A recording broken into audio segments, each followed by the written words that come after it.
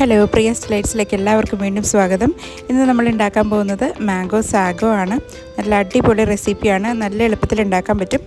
അപ്പോൾ നമുക്ക് തുടങ്ങാം. ആദ്യം തന്നെ ഒരു കപ്പ് ചൗരി എടുക്കുക. അത് നന്നായിട്ടൊന്ന് കഴുകിയതിന് ശേഷം ഒരു അരമണിക്കൂർ വെള്ളത്തിൽ സോക്ക് ചെയ്യുക.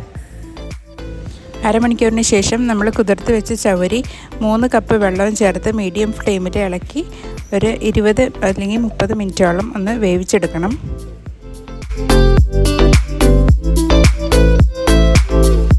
ചൗരി വെന്തതിന് ശേഷം ഇതുപോലെ ഒരു അരിപ്പയിലോട്ട് മാറ്റിയിട്ട് വെള്ളം ഊറ്റിക്കളഞ്ഞ് ഒന്ന് തണുത്ത വെള്ളത്തിൽ കഴുകിയെടുക്കണം.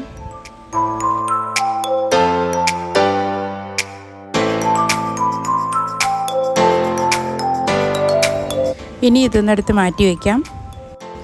ഇനി 2 പഴുത്ത മാങ്ങ എടുത്ത് ഒരെണ്ണം ക്യൂബായിട്ട് അരിഞ്ഞു വെക്കണം. മറ്റേത് മിക്സിയുടെ ജാറിലിട്ട് നന്നായിട്ടൊന്ന് അടിച്ച് പ്യൂരിയായിട്ട് എടുക്കണം. ഇനി ഒരു ബൗളിലേക്ക് നമ്മൾ മാങ്ങ അരിഞ്ഞു വെച്ചതും ആ മാംഗോ പ്യൂരിയും ചേർത്ത് കൊടുക്കുന്നുണ്ട്. അതിനുശേഷം 1 കപ്പ് നല്ല കട്ടി തേങ്ങാപ്പാൽ ഒഴിച്ച് കൊടുക്കുക. അതിലേക്ക് വേവിച്ച് വെച്ച ചൗരി ചേർക്കുക. ഒരു വിപ്ഡ് ക്രീം അല്ലെങ്കിൽ ഫ്രഷ് ക്രീം 1 കപ്പ് ചേർക്കുക. 1/2 കപ്പ് കണ്ടൻസ്ഡ് മിൽക്കും കൂടി ചേർക്കാം. കണ്ടൻസ്ഡ് മിൽക്കിന് പകരം പഞ്ചസാര ചേർത്താലും മതി.